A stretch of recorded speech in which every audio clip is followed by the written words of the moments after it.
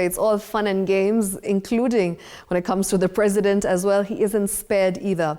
Now, the government has announced plans to construct a 1,600 fully equipped science laboratory in senior schools nationwide to support students pursuing careers in science, technology, engineering and mathematics, that's STEM. Now, speaking before the Parliamentary Education Committee, that's Principal Secretary for Basic Education, Belio Kipsang, assured lawmakers that all senior schools will now have access to modern science labs by January next year. The initiative aims to strengthen STEM education and to ensure that students have the necessary resources for practical learning. Andreen Kilemi has the details. The junior schools were supposed to be resourced with a resource center to help the kids who are leaving grade 6, 7, 8 and 9 get introduced to the lab system, because that is the curriculum.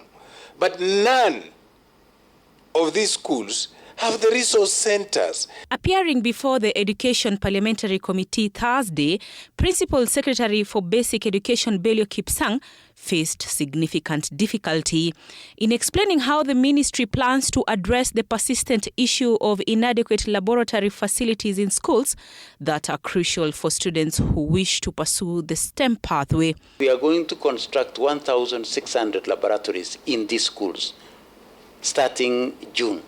The committee expressed concerns about the practical implementation of the initiative, especially in schools located in remote areas. You and I live in this country. We live in this space. We know the resource envelope you're operating within. We know the hardships you go through. 1,600 labs in January. We are in February. That's 9 months from now. Yet we are in March. We still have serious challenges with JSS. But appears kindly come out clean on the same.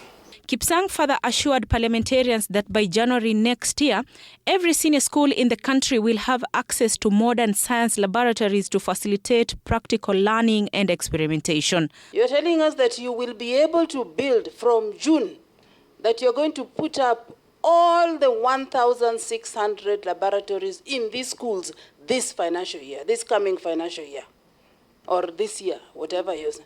Is that what you're telling us? Earlier this month, Deputy President Kithure Kindiki said the Kenya Kwanza government is on course to perfecting the competency-based curriculum.